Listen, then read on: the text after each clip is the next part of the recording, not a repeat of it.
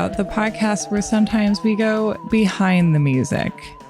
This is a bonus episode that we released back in December. It is me and Carolyn Kendrick, the producer and sometimes co-host of the show, who makes all things possible. And in this case, we talked about Fleetwood Mac's Rumours and the story behind it. And this was a really fun one to do.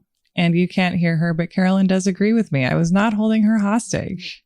If you have been listening to this show for a while, Stevie Nicks is kind of a recurring leitmotif for me, as is Fleetwood Mac. Stevie Nicks is the woman who taught your cold English wife how to feel. And because we are all trying to have a little bit more fun than usual this summer, because life is short and summer is shorter and you got to go swim in a lake when you can, we thought we would bring this episode out that a lot of you have not heard and which seemed to bring people a lot of joy at the time and inspire people to listen to more Fleetwood Mac, which is always good, especially in July. Thank you so much for being here. Have a great summer, you guys. Carolyn says hags. Welcome to Your Wrong About After Dark, where we talk about new gossip, old gossip, and movies I like. And with me today to talk about old gossip, aka history, about Fleetwood Mac and the recording of Rumours, is Carolyn Kendrick, who produces this show that you're listening to right now. Hello. Hello. Hi, Sarah. I'm so happy to be here. I'm so happy that you're here, and I'm so happy that we are talking in a way that other people get to enjoy, because I always love doing that with you. Oh my gosh, I always love doing it with you just so much. Anytime I get the opportunity, I will grab it.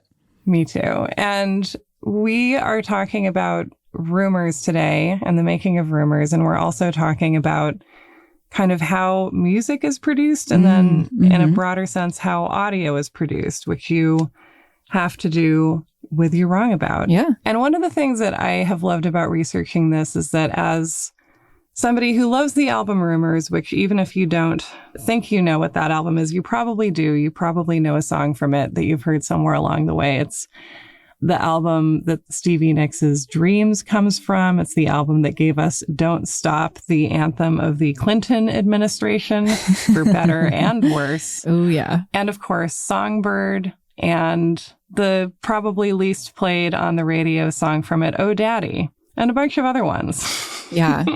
Sarah, just to do a little foreshadowing at the end of the episode, I would love to do a fuck, marry, kill of each of these songs. Oh my God. I love that.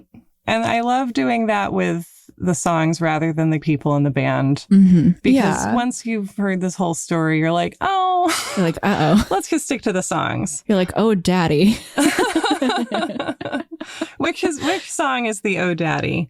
Yeah. It's fascinating to me how much effort and time and revising and sort of collage this album took, and how it took a solid year of effort. And one of the sources I used a lot in preparing for this is a book called Making Rumours by the album's producer. He started off as an engineer and was promoted to producer midway through.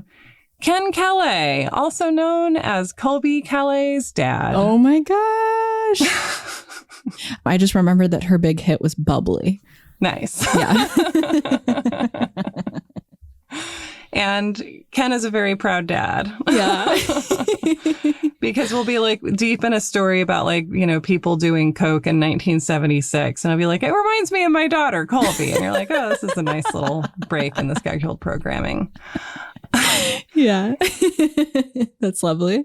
But yeah, I also wanted to kind of within this episode having you here because we love Fleetwood Mac, but also because we make this show together, for you to talk about what it means to be the person who, you know, ideally, if you do your job the best that you can, nobody will think you exist. Yes. I mean, it's kind of like an editor in literature or in journalism or anything like that, right? Like you don't want to think about how the sausage gets made. You don't want to think about the process necessarily. You just want to be immersed in the actual art.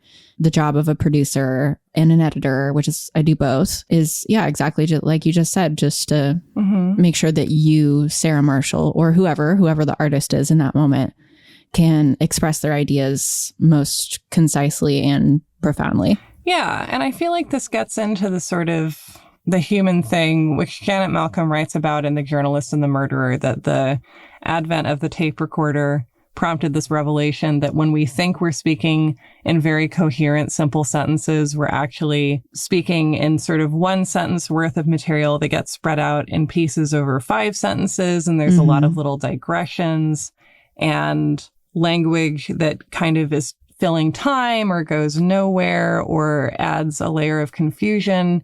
I feel like if you're not used to hearing your recorded voice talking, it's easy to believe that you're making more sense than you are, unfortunately. Yeah, totally.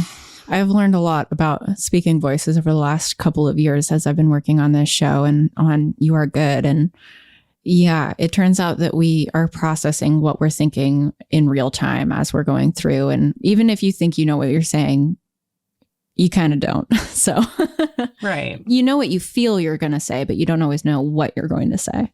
The sort of intimate quality of conversation is that you're experiencing someone figuring out what they think, potentially. Yeah, absolutely.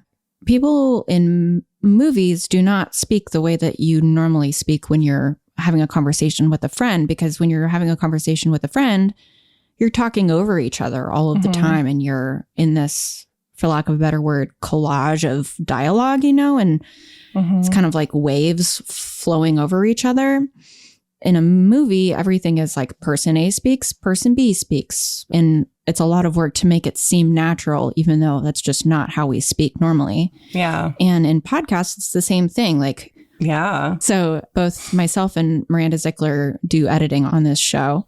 Usually what will happen is, you know, I record my part of the audio. I'm on a Zoom call right now. Are you in Seattle or are you in Portland? I'm in a closet in Seattle. Yeah. And I'm in my guest room in California. So I'm on a Zoom call. You're on a Zoom call. I record my half of the audio. You record yours.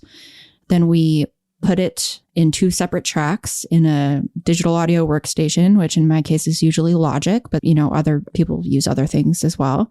And then basically what we do is I move every single bit of sound wave that happens so that nobody is ever talking over each other, even though we definitely talk over each other because that's just how people speak. I think of it sort of like an essay, so that an idea is said and then you have time to think about it. And then the next idea is said, etc. So that's what kind of goes into the actual editing process for podcasts.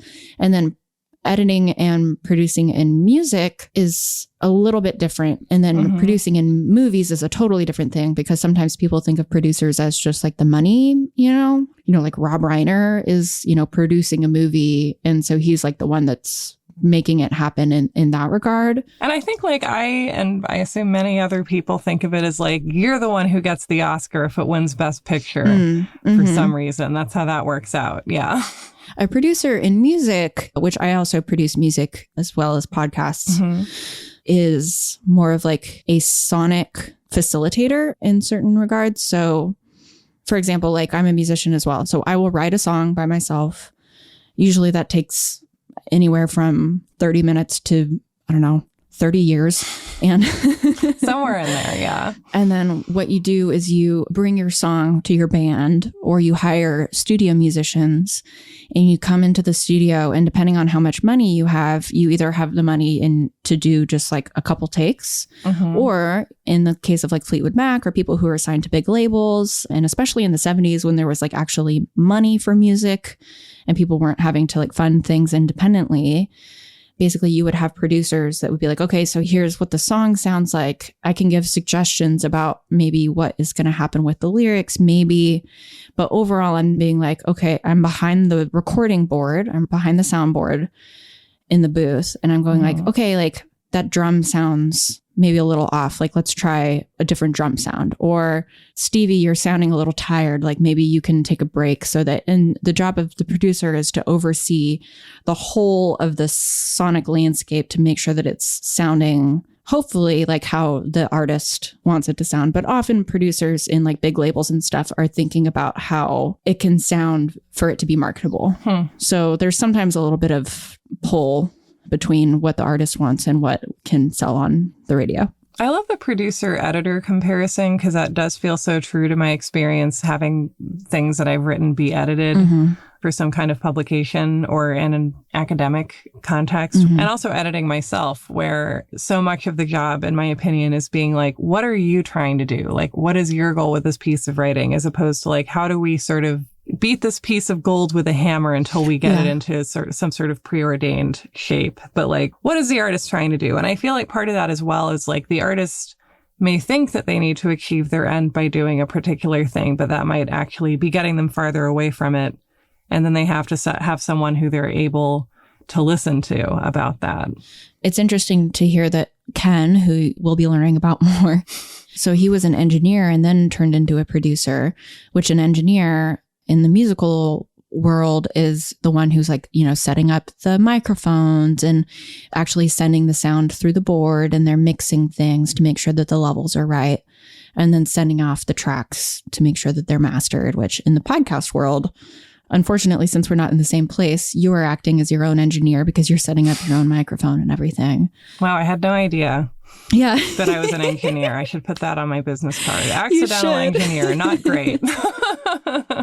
And then Miranda edits it, and then I do extra editing passes, and then I mix it, and then I master it, which that's kind of an aside. But it's interesting to hear that it's not always super common that somebody would be an engineer and then get promoted over the course of the musical project.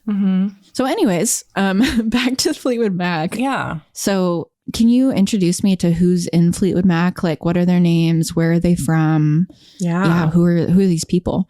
Yeah. So the Rumours 5, as I've seen them referred to, as if they're all co-defendants in a trial, who record this album and who are the iconic lineup of Fleetwood Mac, are Mick Fleetwood on drums, John McVie on bass. Their names are what give the band its name.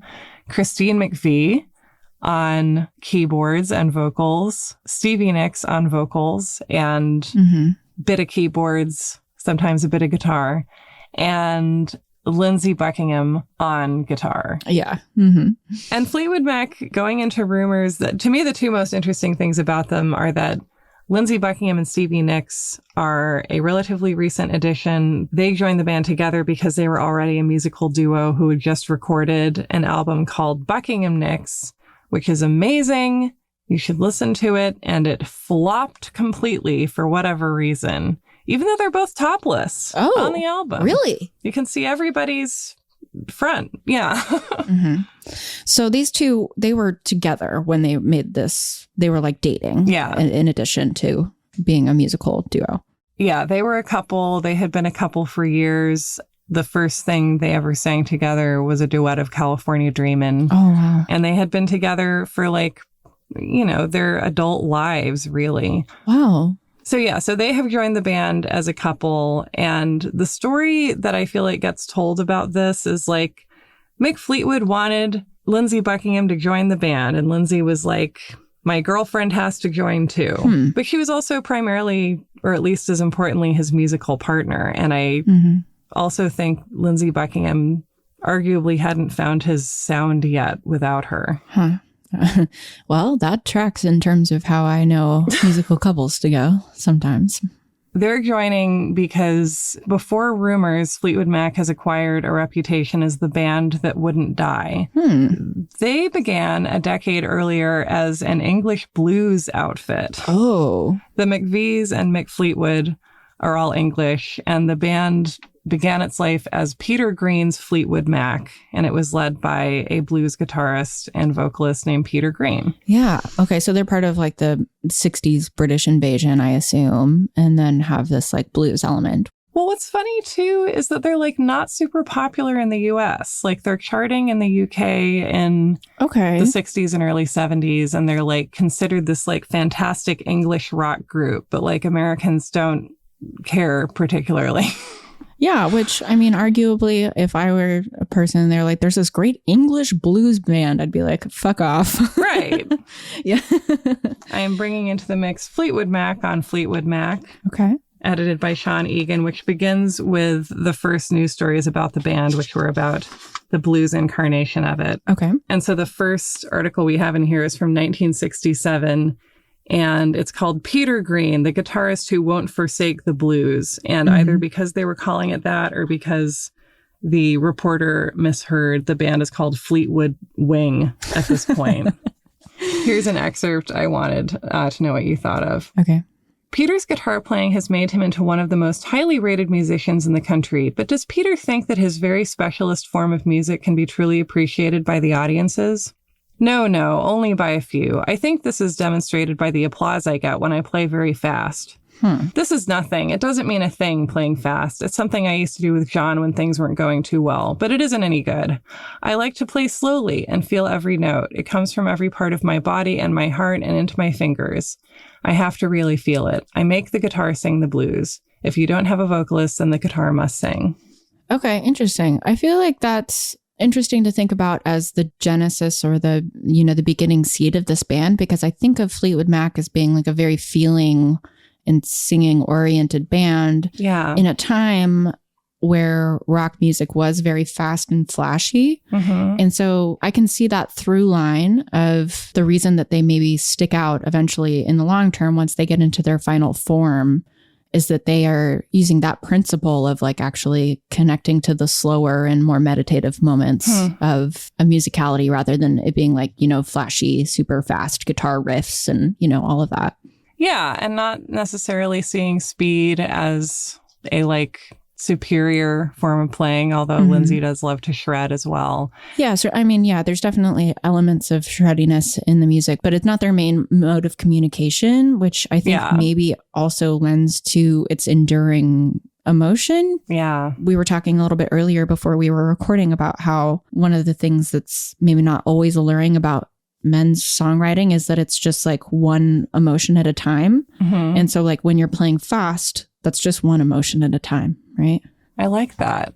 Right. And also this thing where the instrument gets to kind of express emotions all by itself, which I think Fleetwood Mac does a lot. And there's just it gives you a feeling without necessarily giving words to it. And yeah, I think there's also something about not being too of the moment, because then, the moment will change and you'll get left behind. Yeah. And maybe that's how you stay more timeless. Yeah, absolutely. And Peter Green is guitarist and vocalist who was kind of the backbone of the band. And he left because he was later diagnosed with schizophrenia. And at this time, he decided that he couldn't be in a band anymore and he had to go live a godly life and do something like be a gravedigger, which he did for a while.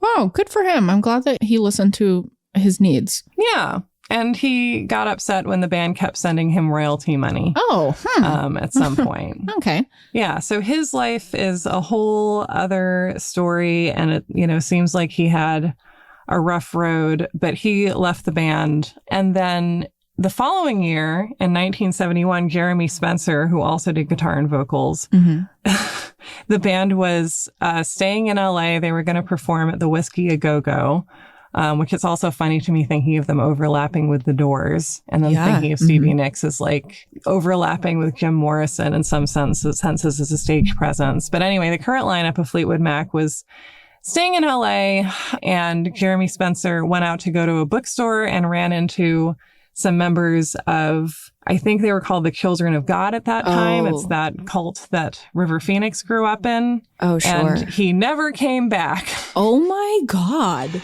He just left to join a cult and was like, I can't play our gig tonight. I'm busy in this cult. Very California story so far. Yeah. And so they started off as this classic English blues outfit. They lost their musical backbone, but Mick Fleetwood and John McVie, who has joined since the Peter Green Big Beat interviews that we heard, are keeping the party going.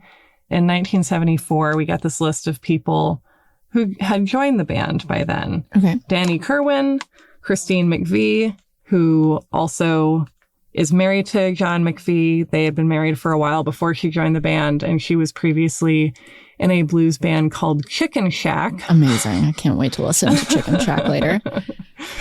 Bob Welch, Dave Walker, and Bob Weston. Okay. And then Peter Green has left. Jeremy Spencer has left. Danny Kerwin leaves. He, I think, by the time they record Rumours, is the only member who's been fired. Oh. Everyone else has left by joining a cult or amicably.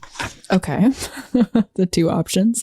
Bob Welch leaves to start another band, and Dave Walker and Bob Weston leave. Okay, great. And then we got Buckingham and Nix, and then things like come together, and they put out Fleetwood Mac, which they are calling the White Album as well, in summer of 1975. Okay.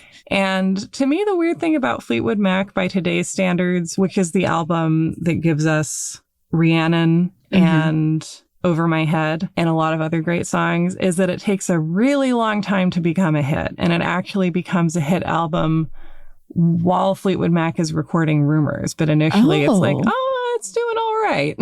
So this band thus far has like had trouble hitting its stride, from what I understand, because like when you have that kind of turnover, you can't really like develop a sound because it takes a long time to develop a sound. I'm sure they also are like not feeling settled as a band because they don't have the same lineup ever. And so what is this? Well, now we're like we're in 1975 now. We've got the Rumours 5, but they're not like famous by the time that they're creating Rumours. Right. And then it's like, as they're recording Rumours, their previous album is climbing in the charts and doing better and better. And then they're touring to support it in 1976, which is like they're recording Rumours all through that year. Okay. And then by the time Rumours comes out, they've like built this foundation for it to become huge. All right. Another issue that Fleetwood Mac has had is that in 1974, their former manager, Clifford Davis, has decided that he owns the rights to Fleetwood Mac and has set up a fake Fleetwood Mac that then he sends on tour. So there's like a fake Fleetwood Mac in the mix. What? There's so this is like a totally different band of people that is also called Fleetwood Mac. Yeah, he puts together a band and he's like, "You're Fleetwood Mac." Wow, I'm dumbfounded by that. I feel like managers and like music industry personnel of this era, especially, but also just throughout the 20th century and the 21st century, are just never good people. But this is exceptionally weird and exceptionally terrible. Yeah. And so we get one of our early press accounts of the wonder that is Stevie Nicks. Stevie sits in an outdoor lounge chair, spooning her way through a cup of low-cal apricot-flavored yogurt as she talks. Her voice, even at conversational level, is throaty and resonant. "It's not like I just go on stage and sing every night," she begins. "I scream and crash tambourine on my leg and dance around a lot. It's almost an athletic trip for me because I've never been very strong. In fact, I'm like a snake all day, just grooving along slowly. Then for 2 hours on stage, I have all that energy. Afterwards, I'm a basket case. I've got to be practically carried away immediately." Then we got some background on her. She says, "I feel a lot older than when I joined this band. I'm 28 now, no breaks." And Stevie's making a living by cleaning houses and waitressing. Then they joined Fleetwood Mac. Okay. Because Mick Fleetwood is recording one day in a studio, and the engineer is like, "Hey, do you want to hear these other musicians who are recording here as well?" And he goes and watches Lindsey Buckingham play guitar. And Lindsey Buckingham is like, I mean, my use of Lindsey Buckingham's guitar playing in my life is, it's like if Stevie Nicks and the way she sings and kind of the lyrics that she has are a reminder that we can feel so many things at once. And we are capacious enough to sort of meet our feelings as they come to us. And we can even, articulate these seemingly contradictory emotions that are coexisting inside of us. I feel like Lindsey Buckingham's playing reminds me of like how overwhelming it is to feel even a single thing. Totally. That's it's like, it feels like the cup's running over. Like there's a lot going on there. So here are just a couple of descriptions of Stevie Nicks, which I had to share with another human being.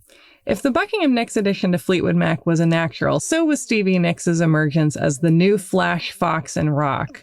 One senses she hasn't deliberately created that identity, at least as a primary concern." And I feel like the thing that you know about Rumours, if A, you know that it's an album or a good album, then the second thing you know is that everybody was breaking up while it was going on. And what I find interesting as a point of clarification is that, if we're willing to believe Kobe Calais' dad, and I am. It's that that Christine broke up with John and that Stevie Nicks broke up with Lindsey Buckingham, and that these were, in both cases, breakups where the woman in the relationship was like, I still love you, but this is just not going to work out. Okay. I have to put the brakes on this. And what Christine McVie said about this at the time as well was that she did an interview with Cameron Crowe, who of course was working for Rolling Stone at the time and who we must picture as Patrick Fugit in all this, telling him like, yeah, I loved John and the love didn't go away, but he's a bad drunk and his personality when he's drunk is different and it's bad. And I was getting mostly that. We couldn't be together anymore. So they're breaking up. So Christine and John are breaking up because of his drinking problem. Yeah. And what does Stevie cite for the breakup between her and Lindsey? So Stevie breaks up with Lindsey during the initial recording session. Oh, wow. For Rumours, which is in the music plant in Sausalito. Ooh, okay. In early 1976. Sausalito, our finest cookie. Yeah. So to quote Patrick Fugit, last year, during the ill-fated stretch in Sausalito, she separated from Buckingham after over 6 years. The best explanation is try working with your secretary in a raucous office and then come home with her at night. See how long you could stand her. I could be no comfort to Lindsey when he needed comfort. That's what Stevie Nicks says. This, by the way, is for a Rolling Stone cover story where Cameron Crowe has to interview each individual member of the band individually as if he's their couples counselor. Wow. And it also features, I should just have you look up this cover. Look up Fleetwood Mac Rolling Stone cover, Cameron Crowe. Okay. Oh my God. Wow. Is it an Annie Leibovitz? Is that who took the photo? Yeah, that is her. That's right. So she would have been like 28 when this came out. Oh my gosh, that's incredible. Yeah. And so it's the 5 of them in bed. It's like the 2 couples together going different directions. And they're all topless and potentially some of them are fully naked. And they're like holding each other's hands and feet. Like I think the context is that they're all in bed together, obviously, but, you know, metaphorically as well. Yeah. But I think that they're actually even out of couple configuration. Oh. So Stevie is with Mick Fleetwood in the center, which you can tell if you're looking at the picture because he's giant. Okay. Yeah. I believe this is a tiny photo I'm looking at, but I believe Lindsey and Christine McVie are then lying with their head toward us. And then John McVie is reading all by himself. Oh, lonesome. Yeah, because the photo I'm looking at is not a super great resolution, so I can't really see their faces. And all of the men sort of look like the same man. Yeah, it's the 70s. They all have dark hair and beards and like a, big curly hair. Yeah, exactly. They're all exactly my type. And and 2 blonde women wearing sheets. So yeah, so even at this point, like nobody is sleeping with each other literally at this point. They've like just broken up, right? So this Rolling Stone cover story comes out March 24th, 1977. Okay. So yeah, after they've been broken up for like over a year at this point, Stevie and Lindsey at least. Every single band I have been in, there's just like a gravity that happens when you're in a band. That like there's an intimacy that happens. You're with these people all of the time. Mm-hmm. Like you just get to know people in a way that transforms just your daily life. Or transcends your daily life, I should say. Mm-hmm. And like you communicate in a totally different language that nobody else knows. And when you're in a band together with somebody, it's like you know them as a person, but like there's just this other angle that you also are intimate with them. And so it's just so common for people to fall in love with bandmates. Like there just aren't. I just don't know of bands, unless it's like sibling bands or like family bands where people just like don't fall in love with each other. It just like happens all the time. And every band I've ever been in, I've like fallen in love with people and fallen out of love. Yeah. It's interesting that we take this particular story as maybe this is maybe one of the more dramatic examples of this happening, but like it's just so common to fall in love with people that you're making art with.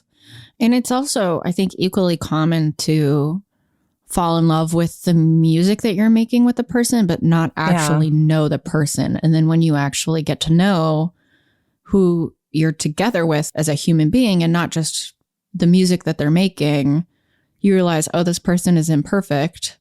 This person is not who I had thought that they were in my mind. And now I have to contend with the fact that I am in a business enterprise with somebody that I am unable to have a functional relationship with. And then you're like, oh no. And then you have to play shows together for a really long time. And then you have to drive great distances together for $45. You have to stop at Come and go get hot dogs in between gigs.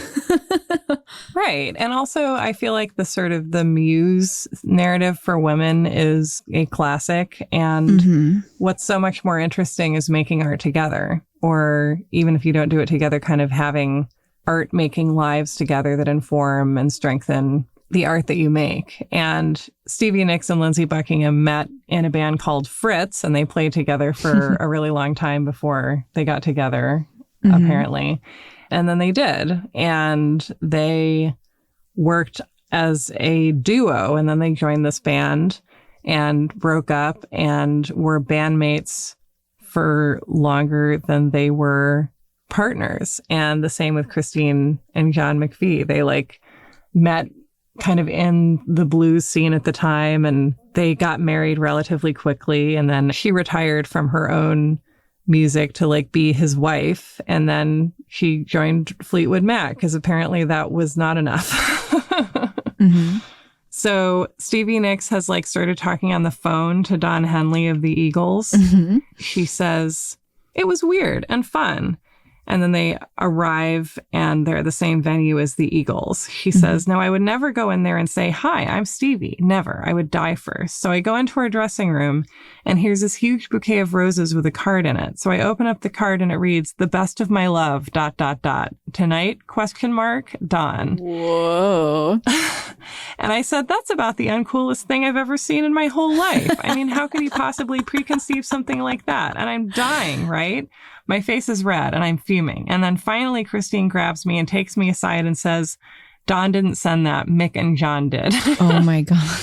They were in hysterics. So, and yet despite this sabotage, the Henley-Nicks relationship does continue, as we know from the song Leather and Lace. Oh, okay. When is this that this happened? This is 1976. So this is as they're working on Rumours and also touring and becoming progressively more famous. It's after their previous album has become a hit. Okay. So they've broken up, but they're still recording Rumours. They're still performing together. Yeah. What is the tenor of the band? Because they seem fine on this cover. There's the connotation that they're just swapping each other out, I suppose. But what is the tenor in the band at this point? Well, you had asked a bit ago, what did Stevie say about this breakup? And here's more of what she said to Cameron Crowe, which I think also speaks to how she's willing to tell us all about it. She says, I could be no comfort to Lindsey when he needed comfort. Right. And the article says she cites an example from Sausalito. Lindsey was feeling depressed because he couldn't quite get some guitar parts down right. She says, so we go back to where we were staying and he would really need comfort from me for me to say, it's all right. Who cares about them? You know, be an old lady. One problem. I was also pissed off because he hadn't gotten the guitar part on. So I'm trying to defend their point of view and at the same time trying to make him feel better. It doesn't work. I couldn't be all those things. Right. Stevie has kept mostly to herself since the breakup with Lindsey, outside of a short romance with drummer/singer Don Henley of the Eagles. She's spent her days either in the studio or at home writing and taping her songs. She icily denies talk of an affair with Paul Kantner. It's strange for me, she says in confidential tones. I've never been a dater. I don't really like parties. I'm very alone now. I'm not one of those women who are just willing to go out and sit at the Rainbow. In my position, I can meet a lot of people just because of the band I'm in. Well, I don't want to meet anybody because of the band I'm in. Stevie doesn't mind airing her personal life like this at all. I don't care that everybody knows me and Chris and John and Lindsey and Mick all broke up, she declares, because we did. So that's a fact. I just don't want people to pick up a magazine and go, oh, another interview from Fleetwood Mac. If it's interesting, I'm not opposed to giving out information. On this album, all the songs that I wrote, except maybe Gold Dust Woman, and even that comes into it, are definitely about the people in the band. Chris's relationships, John's relationships, Mick's relationships, Lindsay's and mine.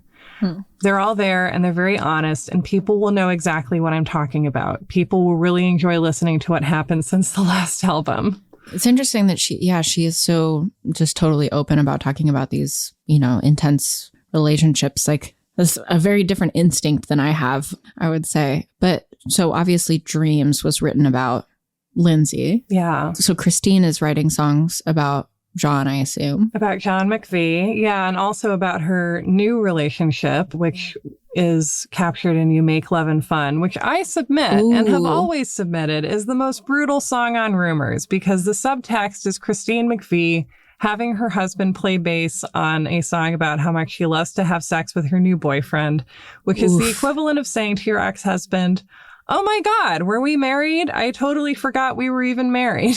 Yeah, you're right. That is brutal. That is, but also kind of a power move. I definitely respect it because, maybe he just wasn't, well, obviously, as he was a drunk and he was not meeting her needs. Yeah. So, you know what? He probably put her through a lot worse. So. Yeah, there's so much legend that this album has accrued. And I feel like this is an album about life during breakups, because the McVies are divorcing, the Buckingham Nixes are emotionally disentangling. And also while they're recording, Mick Fleetwood's wife, who has sensibly stayed out of the band, is like, I'm going to leave you as well. You can also get a divorce. Oh. And one of her reasons, predictably, is that he hasn't really been around and he's putting his energy into the band and he's the dad of the band. But that's inconvenient because he also has human children. Yeah, I've been thinking about this a lot lately in terms of when you're in a relationship that needs multiple things out of you, which obviously we go through this in the podcast because we're not breaking up with each other in this regard, but we are friends and we're coworkers and we're emotional supports. And then there's all of these different levels. And I think that as capitalism sort of melts down the wall, we no longer have maybe we never did have categories for what the people in our lives are, things just get more and more blurred when you don't have the same kind of traditional workplace environments. And especially when you work in arts or content or any of that kind of stuff, you're just inevitably working with people that you have multiple types of relationships with. And so it's just inevitable that we're never going to be able to be all of the things for the people in our lives immediately around us. And sometimes that's just hard. Yeah, especially when due to supply chain issues, we all have to be 4 or 5 people now. Right. Yeah. I mean, this also occurs to me just thinking of the experience of, working closely with people to mutually create something that you care about in the audio format. I'm not comparing myself to Fleetwood Mac, but I am comparing yourself to Fleetwood Mac. So that there's also an element of needing some form of comfortable, consistent intimacy for everyone to be able to get their jobs done. And for me to work with you, I have to understand that I'm being witnessed by you in all of my foibles, both in the recording of this episode where we're talking to each other, or the recording of any episode where you're editing and putting the episode together, and also in the working around that and the releasing and the infrastructure. There was a period in my life when I was really an intimacy daredevil, and Stevie Nicks was definitely my soundtrack for that, because I think she's also an intimacy daredevil. Yeah, it sounds like it. She's I'm going to jump my motorcycle over all 30 of my ex-boyfriends. Oh my God. And I'm going to tell you about it. Yeah, and I'll be singing the whole time. And then I broke a bunch of my intimacy bones. And I feel to a great extent, working with you and doing this show with you and being part of an artistic team has been one of the things that's been forcing me to relearn that and get out on the flying motorcycle again. Oh, that's so sweet. Well, you can jump over me any day if you're up for it. I think that's one of the reasons that people love you so much, is that you're able to get to the heart of something very quickly, which requires vulnerability and requires intimacy with whoever you're talking to. And that's also maybe ties into why it's more difficult to do something scripted, because when you're doing something scripted, you're talking to yourself and talking to yourself is a different kind of intimacy than talking with somebody else, right? Yeah. That's kind of the same thing that, you know, they're going through, like in the band.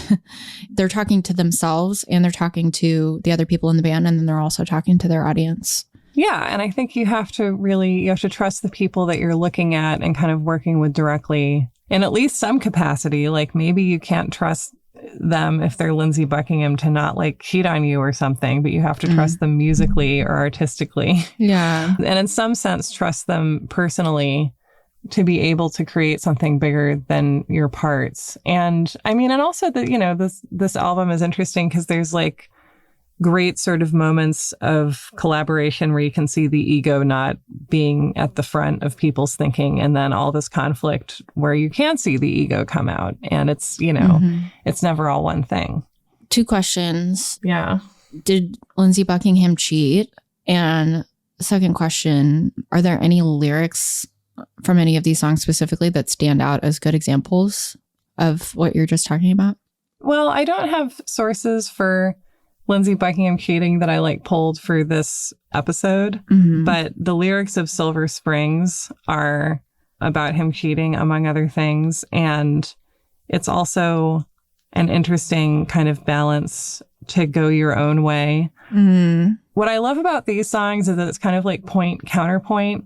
So go your own way is like, if I could, baby, I'd give you my world. How could I if you won't take it from me? So it's like, I'm giving you my world, I'm giving you everything, and you're not taking it from me. And Silver Springs with the counterpoint is, I know I could have loved you, but you could not let me. And so it's like both parties essentially saying like, I had all the love in the world to give, but you couldn't receive it. And sort of jumping into the production of this album, because this is a really interesting pressure point within it that is present all the way through.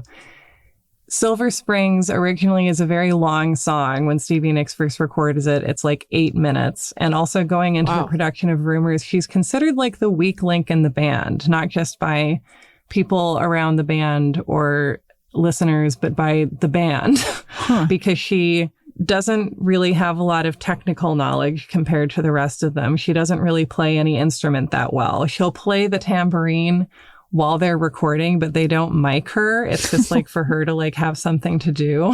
Oh, wow. Huh. I know of people who cannot stand Stevie Nicks' voice. I'm sure that like there are people who can't stand any voice that you can think of, but I know that she's divisive. I love her voice, but like I'm conscious that she's doing something a little bit weird, which I wonder if you can speak to. Well, it's definitely like a very unique voice in the sense that it has like a lot more texture than your average female voice of the 60s and 70s, maybe. I don't think she's afraid to touch that texture and kind of lean into it. Especially as she gets older, I can kind of hear it getting a little bit, as you know, you kind of have that like lower, you know, chest reverberation going on. And once again, like we come back to the idea that she's not afraid to express emotions within the melodies and things like that. And I think the emotions that she's conveying match up with the timbre of her voice in a way that, like, if you think about, I don't know, just like as a singer myself, I think a lot of times where pressured female vocalists are often pressured to be like, well, just sound sweet, you know, just like sing a sweet song or, you know, make your voice sound pretty. And her voice doesn't always sound like pretty. And I don't think it should. Yeah. Yeah. I feel like that's such a big part of what she does. And it's such a interesting balance to Christine McVie, who like does usually sound pretty. Yeah. It's a more consistent product, and she's more of a trained musician. And Stevie Nicks is like, I don't know, like she reminds me a lot of Mick Jagger. I don't feel like you hear that comparison that much, but she's just like, she understands that part of her job is to like put on an outfit and jump around the entire time. I mean, she's often referred to as like got like witchy energy, which I think Mick Jagger, there's like an energy there, right? Yeah. And like all of the other members, like when I'm thinking about videos that I've seen of them playing, like they all have energy. They're all energetic, but there isn't like a gravity around their orbit. Right. And like Stevie Nicks has this, for lack of a better term, aura. Like things just like get pulled into her orbit. Yeah. I love her voice. Me too. It's the Stevie Nicks Partisan podcast. That's just the way it is. So the initial block of recording time for Rumours is 9 weeks.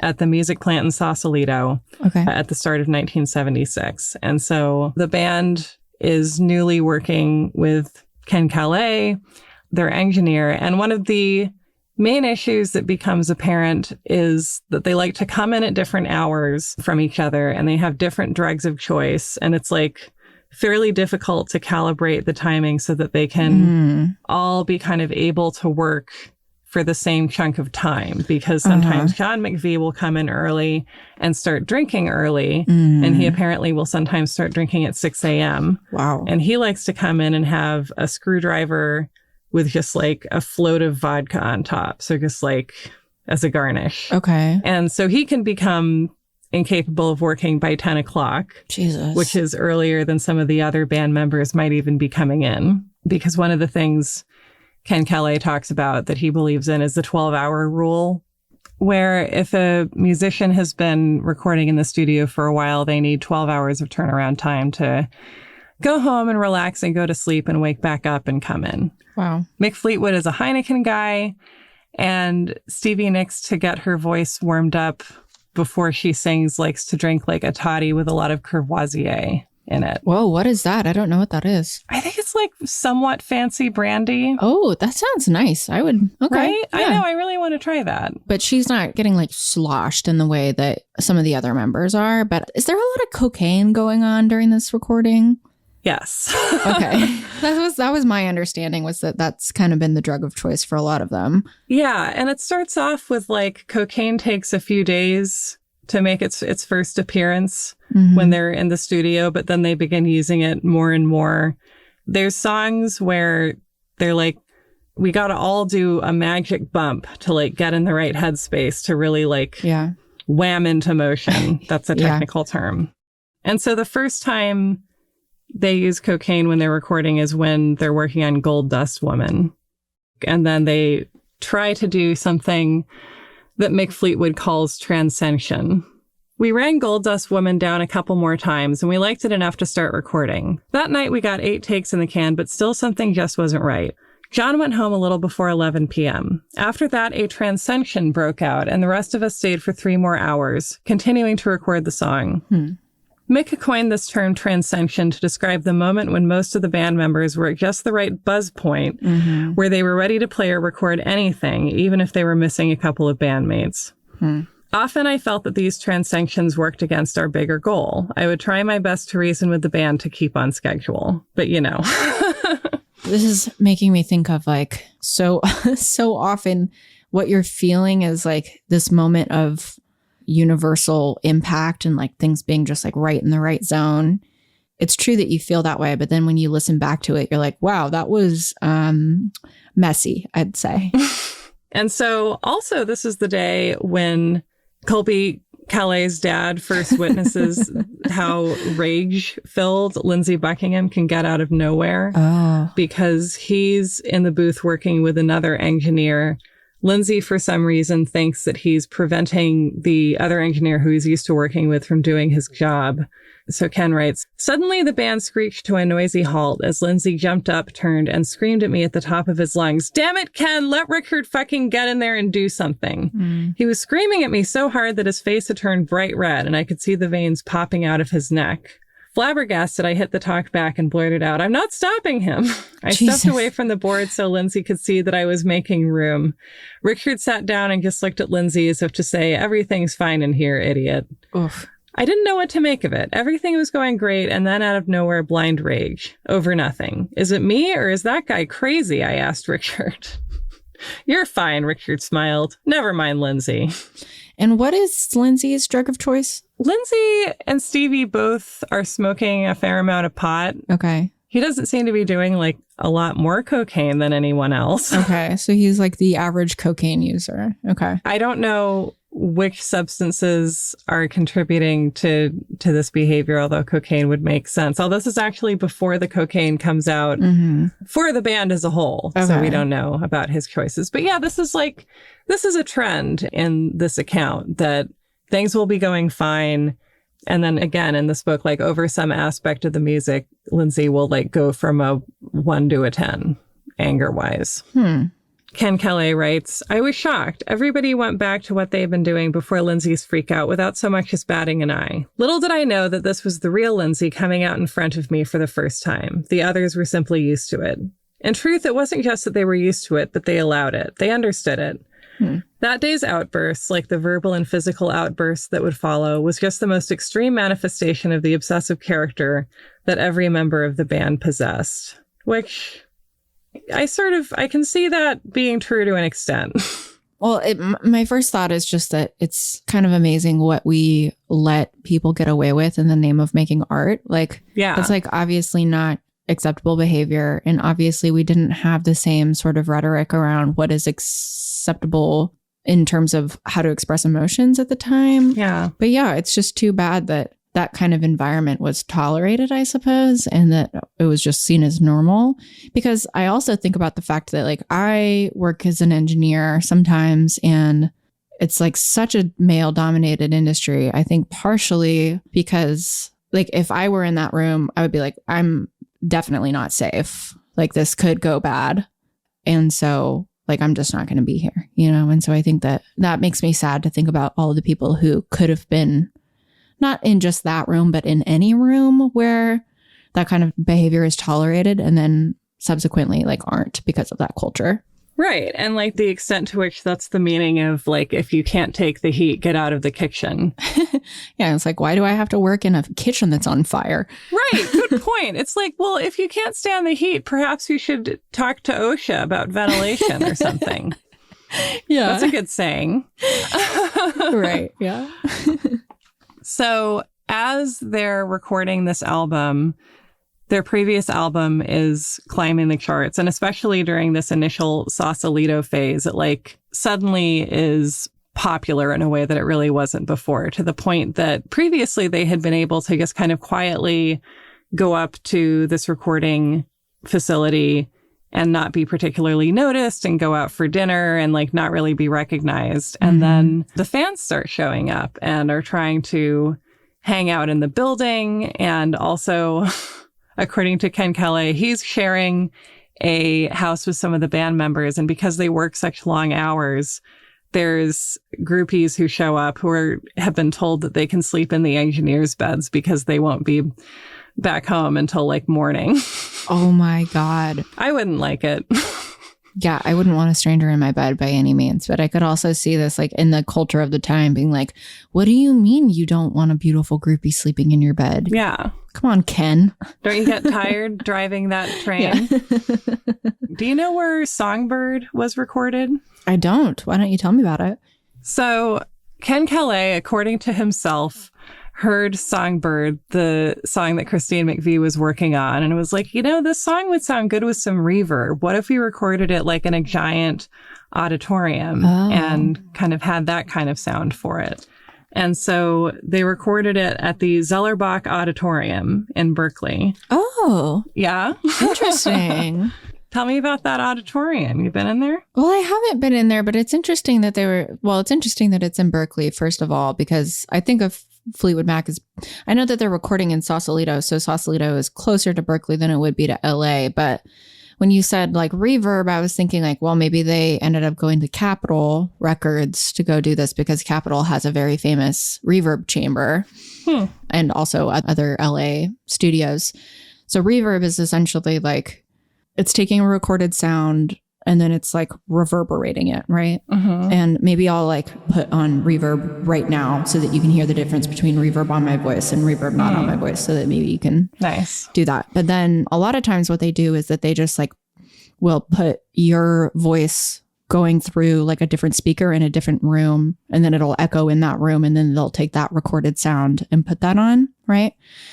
But that's just replicating what happens when you're in a bigger space, like in an auditorium. So it's interesting that they just recorded in an auditorium, which is sometimes a little bit harder to control sound-wise than if you were in like a chamber situation. This reminds me of like something that Tom Waits said about that album he did in the mid-'80s that everybody likes, Rain Dogs, I think. Yeah. Where, you know, that one. You know the one. The one everyone likes. It isn't closing time. Yeah.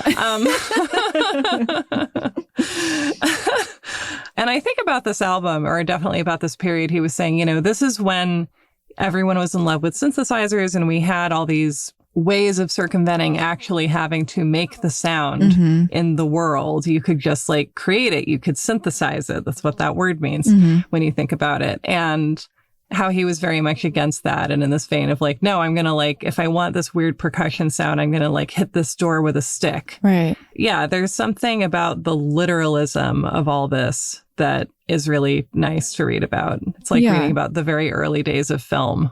Totally. I mean, it's like a very analog experience, which obviously in 76, we're still in analog in a way that we're just totally digital now. It's like sort of a novelty to record analog. But yeah, it's like, okay, you want it to sound like you're in a big room? Record in a big room.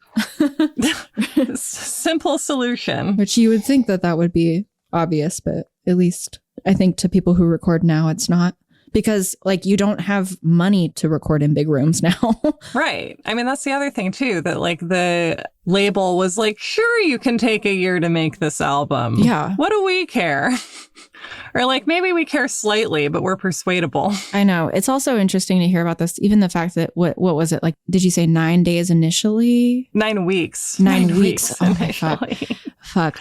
9 initial weeks in Sausalito. So just for context for people, like your average independent artist now, like if I were to go make an album right now, probably the minimum, like a 9-song, 10-song album with full band and the whole deal, recording at a studio, it would probably minimum cost me between $10,000 and $15,000, right?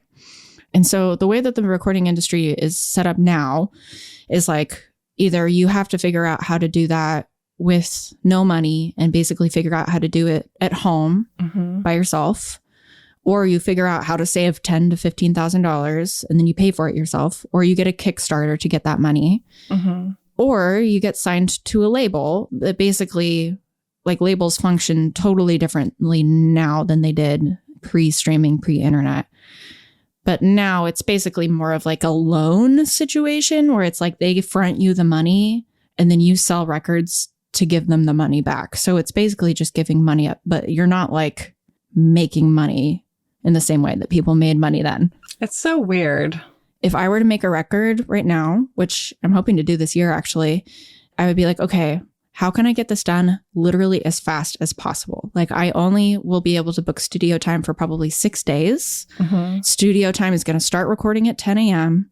We'll stop at 6. We'll do comps at the end, which is where you figure out which takes you're going to take from the day. You probably will record 2 songs a day, maybe 3, if you're like really fast. And so the idea of having 9 weeks to experiment and be like, oh, I took 10 takes of this song today, but like the energy wasn't there. So maybe we'll do a little cocaine. I tried to do enough cocaine, but then I did too much cocaine. So let's start again tomorrow at 2 p.m. Like that is the most luxurious, like not the cocaine part, but it's the most luxurious thing I could ever think about having. And it's true that they're popular at this point and they probably didn't have these luxuries when they were recording their first albums, but I'm sure that it was a much more loose environment than it is now. Yeah. And also, you know, labels at that time were just like, I mean, it's kind of like how you hear about how, you know, the kind of projects that Joan Didion was sent on. You're like, I'm sorry, they paid for what? Yeah. The relationships do not shock me in this because it is not shocking to me that people fell in love, started a band, and then fell out of love while they were making the band, because being in a band is much less sexy than starting a band. But like the actual components of making this record and the kind of machine that was behind it is definitely fascinating to me. Yeah, I'm just thinking about how 9 weeks, if you look at it one way, could seem like really grueling and exhausting and like, oh my God, it's so long kind of living as this musical astronaut. But on the other hand, it's a luxury to be able to have that kind of time with your work. Even. Yeah. And also somebody was making them lunch every day. Yeah. They had catered lunch. And even like they had a house that like paid for where their engineer was staying. Like that's also just crazy that everything of this is just, we're in a totally different financial world than we're in now. So speaking of Songbird again, I love how there were various little like problem solving aspects to this that does remind me a little bit of when we record shows where they have her set up in the auditorium. Awesome. But one of the problems is that she needs to stay on tempo. And they're like, why don't we play click track for you? Which I know what a click track is just because I've watched a bunch of YouTube videos about the Les Mis movie and how they tried and failed to use a click track to keep people singing the same song. But what's a click track, Carolyn? Oh my gosh, that's hilarious. So basically, a click track is a metronome that gets sent into headphones so you can hear the tempo while you're recording. And also, when you're recording with headphones, that means that you can't hear anything else other than what's in the headphones, right? But also people are recording generally isolated from each other so that there isn't what we call bleed. So that like when you're mixing the guitar part, the piano isn't like over it because you need to have different balances of everything, right? There used to be a lot more bleed in more analog recordings and things like that. And especially if they're recording in an auditorium. But basically the click track is going to be sent in so that you can hear what tempo you're on. And it'll be like... Yeah. And so they suggest doing that. And Christine says, Ken, I can't play my lovely song with this bloody fucking clicking blasting my ears. That's a great impression. That's my Christine McVie impression. So the engineers are like, okay, well, what if we have Mick just like softly play the drums with brushes and you can listen to that? And then they're like, what if we had Lindsay like very softly playing the guitar and you could hear that on your headphones? And they're like, great, nailed it. So they have Lindsay on the other side of the auditorium playing the tempo on his guitar, which even that, like they get some bleed from that, unfortunately. And then the other issue is that Christine has to play it without singing, which she isn't used to doing because they need the piano track all by itself. Right. And I'm sure a lot of pianists do this, but I feel like the one I always think of is Glenn Gould, who's the famous, very important Canadian and pianist who is best known for playing Bach's Goldberg variations and hummed the entire time. And it seems to be still divisive to this day because some people cannot stand to listen to Glenn Gould because he is humming the whole time forever for the rest of your life. I mean, it's so standard to use a click track now. And there is something that happens with like older generations where they're like, oh, it just like doesn't feel natural because I'm used to performing like in a live environment where you don't have a click track necessarily like being pumped into your brain while you're playing your songs. But yeah, because music is produced now on such a time crunch, often people will do overdubs, which is where, for example, well, this is what Christine would have been doing. You know, you record your piano part first and then you sing over the part that you just recorded, right? And that typically tends to be a little bit more efficient because if you're recording to a click track, that means that you can like mix and match which takes you've done because it's standardized to a tempo. And so like that means that you can do like 3 or 4 takes of something. And then since it doesn't deviate in time, you can use any of them instead of having to like completely redo all of the parts, right? Right. And I feel like that's the answer to the question I realize I should really need to pose to you as well, which is like, why not just record it all together? Like, why record it in parts at all? As you were talking about editing podcasts before, I feel like it is like it maps onto both things the same way. It gives you more choices. Yeah, it gives you more choices. And then it also is like, if you're doing such a long recording session, you're not going to finish the song. Like if you know you're not going to finish the song today and you're going to have to revisit it in a few weeks, or if you're going to go to a new studio or just do anything where you might have to revisit it later, it's a lot easier to be like, okay, the click track is 86 beats per minute. And so we can send this off to somebody to like play over it rather than us all having to be there at the same time. And then also with podcasts, like we record isolated so that I can move all of the words around so it doesn't sound like we're talking over each other when we definitely are. Yeah. And it's the best. And what if, instead of that, you just had 2 people talking over each other and there's nothing you can do to separate their voices and you can't make them make more sense. Which is what most podcasts are. And yeah, it's terrible. Unfortunately. Yeah. And then it's like, if I wanted this, I would just live in my real life. Yeah. Yeah. And so the other issue they're running into acoustically is that, so she records her piano. She can't really sing while doing it, or she can't sing while doing it. And then she records her vocals And they want the vocals to have reverb to go with the piano reverb, which is the reason they're playing it in this auditorium. But she's singing very softly into this fancy new microphone. And so they kind of get through the day, they send her home, and then they're listening to what they've got. And they're like, oh, we're not getting a reverb from Christine. She's not matching the sound of the piano. And so they're problem solving this, Ken and Richard, the two engineers. And they're like, why don't we just get a speaker and play Christine's vocals through that and then record that, and we'll play the speaker at a higher volume so we'll get the reverb that we wanted. Yeah. Okay. Interesting. This is kind of what I was talking about earlier, which is what they used to do. Well, if I'm understanding this correctly, like this is sort of what they used to do at Capitol. Yeah. And then it's so funny how, like, when you listen to Songbird, which is, one of the iconic Fleetwood Mac songs, they made so many of them, it's hard to pick a short list, but it feels like you're hearing this moment that really happened, but really you're hearing the combination of different moments in time. And also you're hearing a piano played by real Christine and then the voice of speaker Christine. Yeah.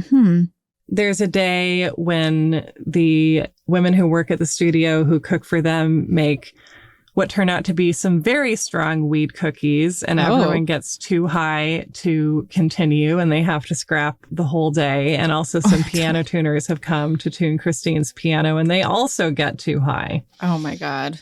We're just like definitely not working with efficiency in mind. No, yeah. And also it's like when Stevie needs to record, they'll be like, Stevie, you want to come do vocals? And she's like, I really need to sit on this couch drinking brandy and smoking pot for another hour. And this is at a time in the industry when it's like, okay, yeah, I'm sure you do. Yeah. The ability to have the luxury of being like, yeah, you need another hour to like mentally or whatever get where you need to be emotionally to sing this song right. Like that seems like something that we have lost and could have used more of. Yeah, like what kind of emotion would we be able to tap into if we had the ability to work when we wanted to? Yeah, and use the parts of the day that have the most energy for us. Yeah. So Ken Kelly writes, by Monday, March 15th, I had lost all ability to keep the band sane and sober. There were continual outbreaks of drugs, alcohol, and paranoia. We still had a month to go in Sausalito, and everyone was getting homesick. Our start time was slipping later and later each day. As I explained earlier, the 12-hour rule always holds true. If they left the studio at 4 a.m., then they would not be back until 4 p.m., period. Mick was the worst influence. He always made the excuse that genius music would come out of the transcensions, but it never did. Maybe that was because the whole band was rarely there for most of the transcensions. Just the coked up crazies. Mick and usually Stevie or Christine. If Mick could get either of them tooted up enough, then off the deep end we'd go. Very rarely would Lindsay fall for the late nights, and John never did. Mick had a phrase he frequently repeated, which I later learned was a quote from Robert Frost. The woods are lovely, dark and deep, and we have miles to go before we sleep. If that phrase was spoken to him, he would go into a trance-like state and reach into his pocket and pull out his tiny bottle of Coke and share it with us. It became a game of sorts. Interesting.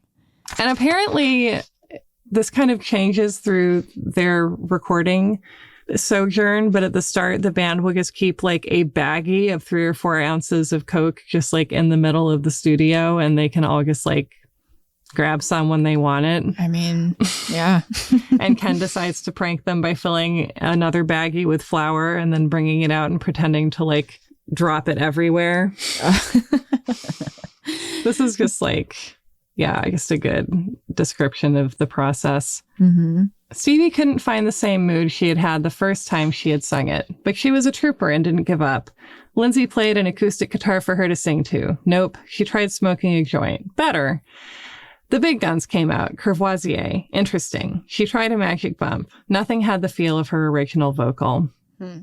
Which song is this for? This is for Dreams. Oh, wow. And so also there's tension because Stevie is spending less time recording than the rest of the band because they don't need her as much because they're not miking her tambourine.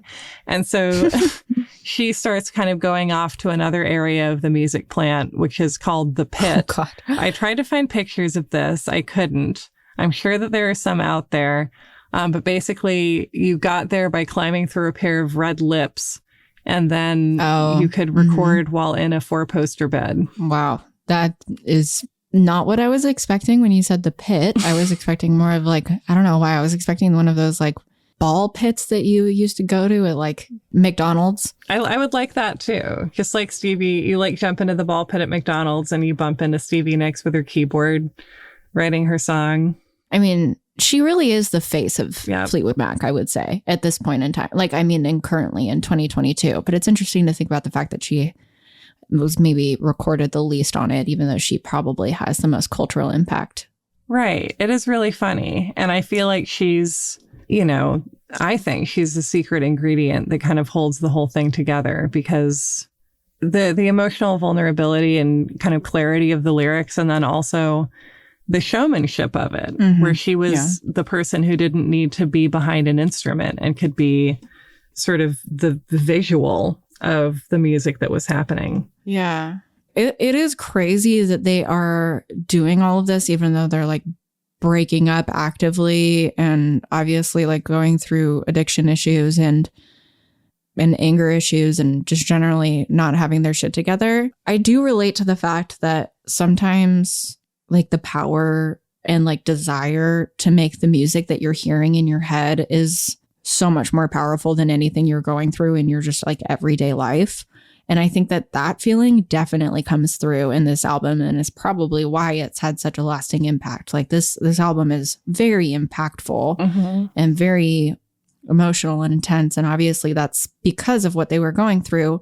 But also it seems like they were like, well, we just have this innate desire to make this music.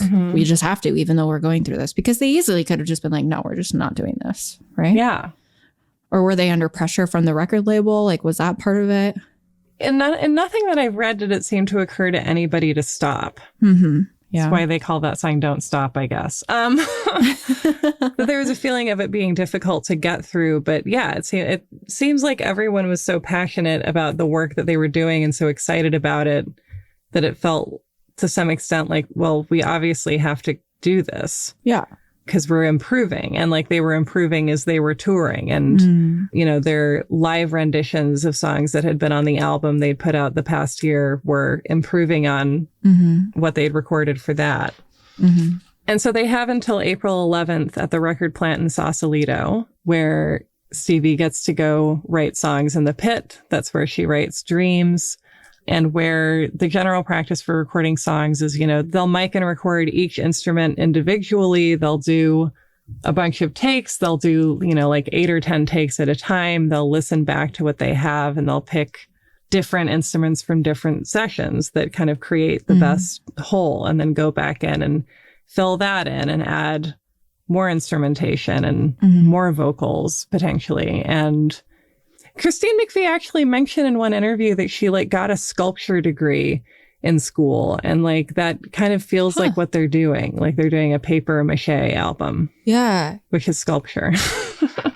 Yeah, it's interesting because this is so standard now in the recording industry to do everything in parts, and for not everybody to be in the same room at the same time. And often, you know, if somebody's recording something in Nashville, but there's a guitarist that they love in LA, they'll just send the tracks to LA. And then like, it's just very standard for people to not necessarily be working in the same zone at the same time. But I think this is like a newer thing in the 70s, because if you watch Get Back, which is the Beatles documentary that's like a gazillion hours long, which is perfect for me, but maybe not perfect for people who don't love the Beatles. They're all recording just in one room at the same time. And that's in 1969. So like, well, late 60s and 70s are really when people start getting more into the ability to do this. Yeah. And when I was a little Beatles fan, I'm still a Beatles fan, I spent a lot less time actively thinking about the Beatles than when I was like 13.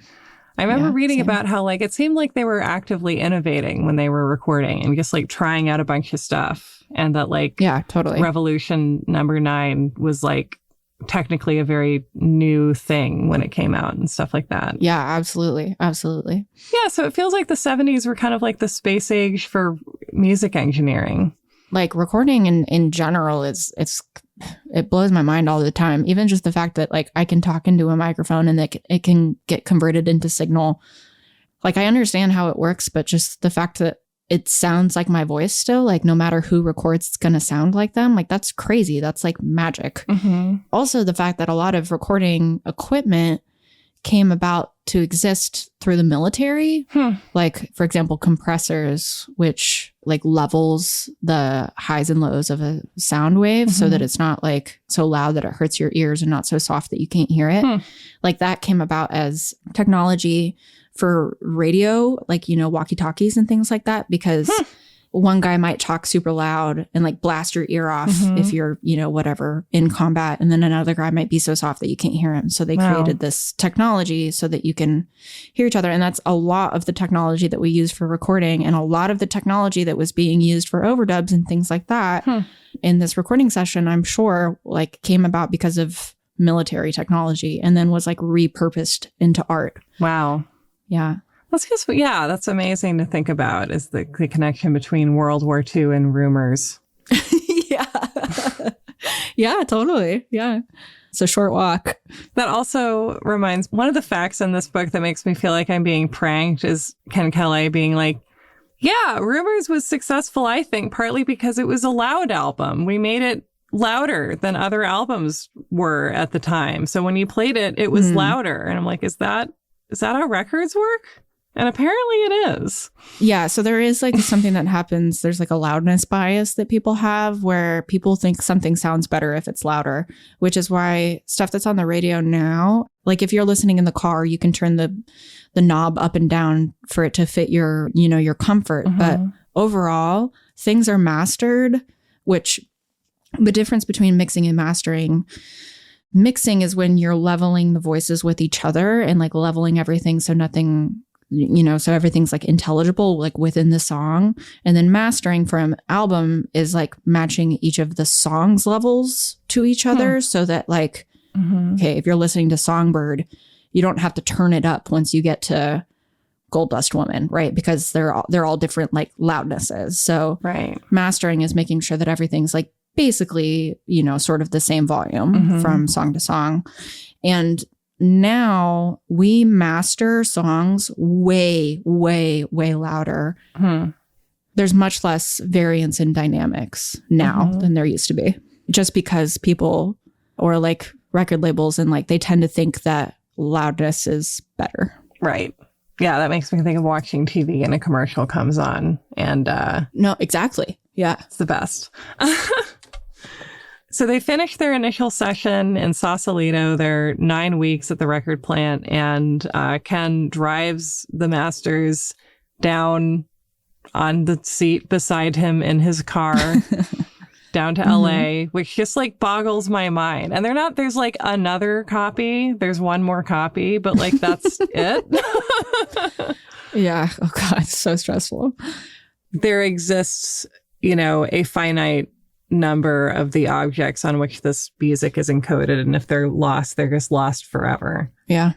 Like, it's amazing how many important films of the silent era are just gone because people didn't bother preserving them or didn't do it correctly. Yeah, totally. And so 2 of the main issues that the band is kind of having a hard time resolving is that there's this song that they've been working on from the beginning that they've been calling Keep Me There, but that doesn't really have lyrics and that they can't figure out how to make cohesive. And it's like, it's this great song instrumentally, like it's got this great, you know, John McVie bass part. It's got Lindsay freaking out on guitar. There's like something really compelling about it, but they can't get it to come together. And then that Stevie has written this song called Silver Springs, but it's like 8 minutes long, and they have to figure out whether it's going to fit on the album. And I remember when I first learned about this, I thought it was bullshit that they were like, listen, Stevie, it's too long. But it was too long because the album could only be 44 minutes long. Right. Yeah. Because when you're working with vinyl and when you're working with analog, you're working with a physical medium. And there's only so much time that you can have on either side of a vinyl because you're literally putting the grooves into the vinyl. And if it's too much data on one side, then the sound will start to distort. So you can only have like, I don't know, 20-ish minutes on either side of a vinyl. Yeah, which is amazing. Just thinking about like the freedoms we have today that we don't really notice and stuff that I'm aware of. Cause like, I remember when, even in high school, I would make playlists for people or like mix CDs, but you still had to fit it onto a CD and you had like 80 minutes or something. Yeah, totally. Yeah. If your 8 minutes of your 44 minutes is taken up with this one song, then that's a pretty big percentage. So some record executives come down to listen to one of the tracks as it sounds so far. They listen to Go Your Own Way, which is Lindsay writing bitterly about his breakup with Stevie Nicks and famously having her sing backup on it. Oh, God. On a song about how shacking up is all she wants to do. I wonder if that's true or not. I mean, it's kind of an odd accusation, I guess, more than anything. Yeah, especially after hearing that quote from her about, like, I couldn't comfort him. Like, that doesn't sound like the language of somebody who's just trying to, like, pin him down, It's just that you couldn't comfort me is just a bad lyric, I guess. Yeah. Or it's not compelling in the same way. I suppose so. Right, because it's like Stevie Nicks has a lot of I'm so sad in the lyrics he's writing about this breakup. And you don't get that so much from Lindsey Buckingham. Like Go Your Own Way is like such a bouncy, defiant, cocaine-influenced song. Totally. And it's just like, I'm fine. I'm good. I'm fine with this breakup. I love this for us. I actually would have been surprised if he would have been able to access any sadness, because I don't generally feel like when men are going through breakups, that's like the first thing they can. Yeah, you have to be angry for 6 months to your entire life, and then you can think about accessing sadness. Right, yeah, especially for somebody who obviously is already prone to anger issues. And so they're touring, they can like feel their level of fame changing, like it's evident. And then they're in the studio and Lindsay, quote, barges in. And a few minutes later, Richard, the other engineer, Richard Dashett, whose name I hope I'm pronouncing somewhat correctly, and Lindsay's new girlfriend, Christina, come in. And Christina says that Lindsay erupted and got angry and punched her. Wow, Lindsay. Apparently, Richard talks to Lindsay and says, "What are you doing, Lindsay? Are you fucking crazy?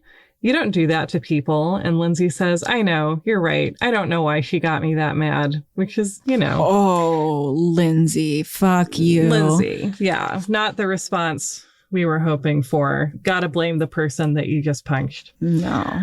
Ugh, God. And then Lindsay gets truly angry at Ken a little bit later on, because basically Lindsay is doing take after take of lead guitar for Go Your Own Way and isn't satisfied with anything. They've reached the max of what they can keep recorded before they have to start taping over stuff, which, as anybody who has used a home video to record a Treehouse of Horrors episodes understands the trauma that could potentially surround that. And so Lindsay's like, let's do another one. Let's do another one. Let's just record over that last one. And they're like, are you sure, Lindsay? Are you positive? And he's like, yeah. And then at some point into this, he's like, let's play that one from before again. I think they like that better. And they're like, that's the one that you told us to record over. And according to Ken, he like goes into the booth, grabs him by the throat, which is fucking terrifying. And everyone knows that's terrifying. I don't have to say that's terrifying, but it is. Yeah, that reminds me of Kubrick during the filming of The Shining, who was famously just terrible to Shelley Duvall and was like, you have to do take after take after take after take. And basically, I mean, in this case, Lindsay is the one telling himself to do the take over and over and over again. Yeah, but wow. Basically, like, I can definitely speak from experience that there is a point of negative returns when you're doing something over and over and over again where, the 50th take is not going to be that much different from the 100th take. And at a certain point, you have to just live with yourself in your imperfections. But also, it reminds me of Kubrick in the sense that that's like a very violent thing to do. What we're willing to forgive in the service of art. Like, I feel like Rumours is a great album in spite of that kind of thing, because there's drive and then there's like drive that takes you to the point where it's not actually improving your work. You're just like stuck in a loop with yourself. Right. And you're strangling Colby Calais' dad. Not so bubbly. And this idea of like, the lone male genius who he was right and everyone was wrong. And it's like, I myself like stories about someone who had to be a bit of a dickhead to make art. And that's why I love the Making of Titanic story so much. But I also feel strongly that like, Lindsey Buckingham, when he joined Fleetwood Mac, he brought Stevie Nicks with him. They just came as a unit. And I feel like that gets told as like, he insisted on bringing his girlfriend with him. And they were like, well, all right. And there can have been, I'm sure, some element of that. But I also think that he didn't really have his own musical identity yet, that was just how they performed and what they knew how to do and how their best work had come to them so far was as a duo. I still can't say why Fleetwood Mac ever made the choices that they did, but I feel like if you are a band if you're people who are like learning to exist as bandmates, as you're learning how to stop existing as romantic partners, and it's like, I don't know, you have to be doing that out of some recognition that you're doing something together that you couldn't do alone. And not just financially. I am relating to that because I often have been like somebody's girlfriend who, maybe not often, but it's happened to me before where I've been somebody's girlfriend. They're like, oh, well, you're their girlfriend. Like maybe just be in the band. You're around all the time anyways. That way he won't complain about never spending time together. Yeah, something like that. Or, and then, not that I'm like Stevie Nicks or anything like that, but like I've often been in situations where then you're the face of the band, even though you were kind of an afterthought. Yeah. And also, I've definitely been in many musical situations where I've been, doing the majority of the writing or doing the majority of the work or doing the majority of, whatever. And then like the Lindsey Buckingham of the situation will be like, well, we'll claim that work that I did was their own. But I can kind of see some of that in this where it's like he's treating himself like as if he's this genius. Where it's like, you're just Lindsey Buckingham. And like, and he can even be a genius of guitar, but like he's not a genius of emotions. Like you don't have to have strong emotional intelligence to write Holiday Road, I'm sorry to say. I just don't really believe in genius. And I just don't really think that's a thing, even though there are people who are incredible at what they do. Yeah. It's just interesting that like she's just thought of as this afterthought at this point in time. And not to like totally conflate my own situation because they're obviously vastly different. But she's doing a ton of work in this and like obviously a ton of emotional lifting and that's coming through in her lyrics, definitely. And then also just this idea that like you have to suffer to make art is just so bullshit. Like, like just being basically alive is enough to be able to like tap into the depths of emotion that we all have. And like you don't have to experience pain and you don't have to inflict pain to be better at making art. I always think of those stories where somebody did like a bajillion takes of something and just was pushed past endurance. Yeah. And then they just used the first take anyway. I think that happened with Anne Hathaway and Les Mis, speaking of click tracks. And it's always like passed off as a funny story, but it's like, it's not funny. Like it's actually like you can't treat performers as your little like human props that you can like push to an emotional breaking point whenever you feel like it, just because you can. Yeah, absolutely. Yeah. Yeah. What stands out to me about Rumours really is like Lindsey Buckingham is a scary guy and like John McVie is drinking way too much and everyone's apparently doing at least some and probably too much cocaine. And there's like a lot of elements of precarity here, but like also people are sleeping enough, people are eating enough, people have time to like back off of an idea and come back to it and like release something they're truly happy with. And really the comfort of the whole thing is what stands out today. And also, yeah, it's like, why are you pushing yourself like this when you don't have to? Yeah, Lindsay. The best work in this seems like it comes from just like being in the lips and bedroom sometimes, or, not trying again and again until you're kind of past the point of endurance. Yeah. So speaking of the point of endurance, Silver Springs is still 8 minutes long. Ken and the rest of the band are like, Stevie, this song is too long. And Lindsay is like, yeah, Stevie, this song is too long.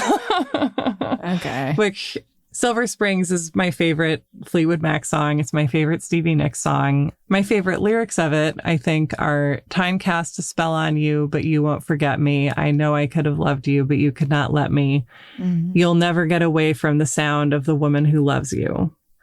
There's no like mathematical canceling out of feelings. It's not like love plus anger equals nothing. It's like love plus anger plus hurt plus sadness plus hope plus question mark equals the song.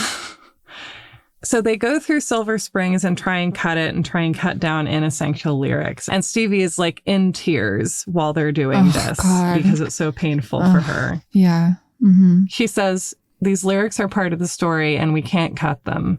And Ken says, if we don't shorten the song, then it may not fit on the album. It's my job to try and save your song, which I feel like is very much the producer's role, which is like, I am trying to help you. Yeah. Oh, God. Then cut the lyrics. She straightened up like a proud soldier. We worked for several hours and I could see that poor Stevie was devastated by the process. Oh, my God. It's so unfair that my beautiful song has to be mutilated, she said at one point. I agree, I said. As I've already mentioned, I thought Silver Springs was one of the strongest songs we'd recorded, and I really wanted to save it. But if you want to keep a longer version of Silver Springs, then the only option is to take one of your other songs off the album. And so they do get it down to 4 minutes and 33 seconds. Okay. Wow. And ultimately, according to this book, which I guess I would like to dig deeper on this, but I will accept the story that the band was all like, yeah, it's still too long. And I don't think that anyone was conspiring to get rid of it. But I think that, you know, it's a song about her breakup with Lindsay. And I think it's just like, it's not mean. And I think it's devastating because it's not mean. Like, Go Your Own Way is a mean song. And this is not, there's like no bitterness in it, which I think is in a way kind of scarier. Yeah, especially maybe for somebody whose first instinct is anger. It's like terrifying to not be met with your first instinct. Yeah. You know? Like to see something totally foreign emotionally, like... Yeah, to not have like the Stevie recrimination song, like Go Your Own Way, comma T-O-O. Yeah. Yeah. And he says that like he feels like Gold Dust Woman is like a bitter, acrimonious song and it's like directed at him, even though it's really about groupies. Yeah. All right. But yeah, and so they don't put it on the album. The band like nominates Mick Fleetwood to go tell her because nobody else wants to. Oh, God. Yeah. I mean, yeah, I wouldn't. And he breaks the news to her and she's, yeah, very upset about it. And it ends up being the B-side for the first single off of Rumours, which is Go Your Own Way. Oh, my God. That is a real knife to the chest right there. Yeah. And it just gets out into the world and like people find it gradually and love it. And they perform it when they reunite in the concert film The Dance. But I feel, yeah, I guess it's like the Fleetwood Mac story all over, which is it's like the song that wouldn't die, that like technically gets out into the world, but like people have to figure out over the years how great it is. And Go Your Own Way is great as well. It's not a great song. Right. Yeah. But once again, it's just kind of one emotion at a time. Yeah. And the emotion is go your own way. I'm fine. I'm fine. Yeah. I didn't get impaled when I fell in this hole. That's just a stick I'm holding over my torso. I'm actually making way better music now that I have this stick in me. So Ken and Richard, the two engineers, Ken is now a producer. So Ken and Richard are listening to the masters and they're like, does this sound wrong? This sounds a little off. Huh. What he says is that the heads, the little tape heads that the tape goes around are getting tape oxide on them. So like the tape is basically starting to rub itself off onto the playback equipment. Yeah. So that's terrifying. And so luckily they have the other set of tapes, the only one other one. So scary. So Ken starts troubleshooting this. he talks to a maintenance engineer, Billy Yodelman, and says, "Is it possible to get the overdubs from our worn out tape onto these unused masters?" I asked him. "Maybe," he said, "but you'll have to sync up 2 machines by hand and control the speed of one machine so it stays in sync with the other. That's never been done before, and it won't be easy." Sounds difficult. I wouldn't want to do it. Yep. So yes, they do it. It takes till 5 a.m, and they're able to save the masters and save Rumours. Holy shit. So we're getting into the home stretch. Silver Springs has been cut. We're trying to cope with that loss. Mm-hmm. And then they shoot the album art. And it is, of course, I don't know why this didn't occur to me, but of course it was. It is controversial with the rest of the band that the cover of Rumours shows only Mick Fleetwood and Stevie Nicks and nobody else. Yeah. And it's a really cool cover. But, you know, if you're one of the 3 other people in that 5-person group, then you would be mad. And then according to Ken Calais, to avoid this happening with Tusk, the little dog on the cover of the Tusk album is his dog Scooter. And then he said that Stevie Nicks told him that she placed a hex on Scooter because he got her place on the cover.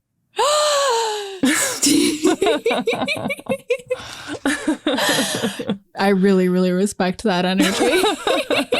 She's like, fuck Scooter.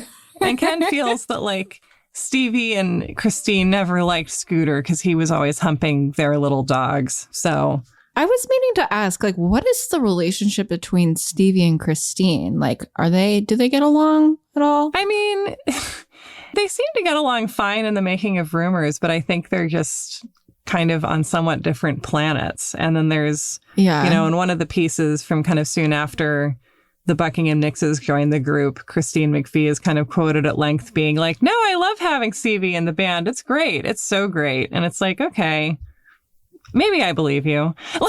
Okay. She's like, "No, really, it's really great. No, it's so great."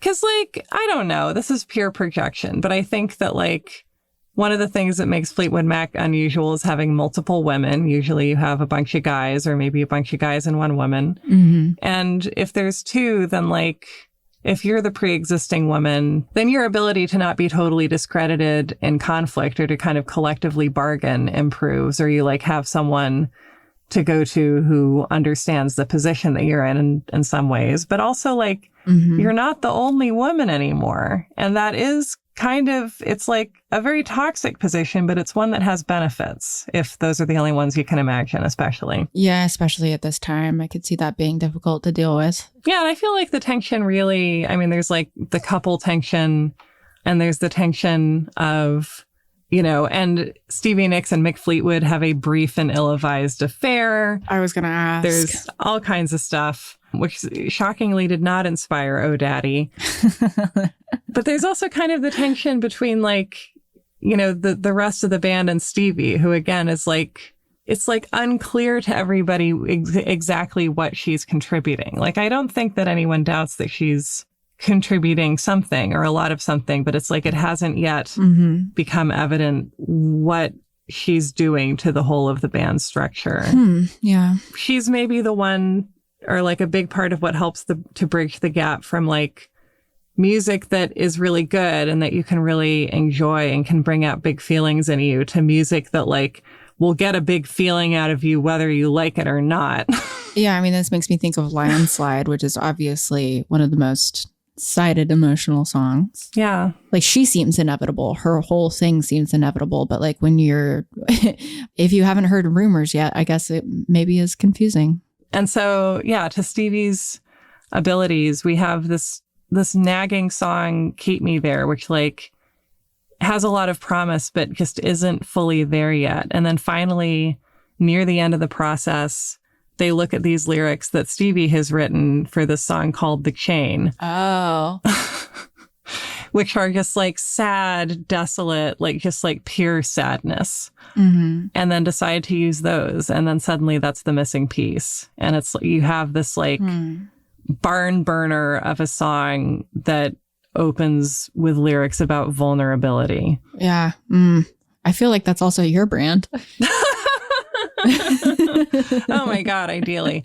Yeah, I love that song so much, and it's impossible to categorize, and it just feels it's angry and it's sad and it's defiant and it's scary and it's passionate and it's, you could match it to like a bunch of different emotions and it would work for all of them.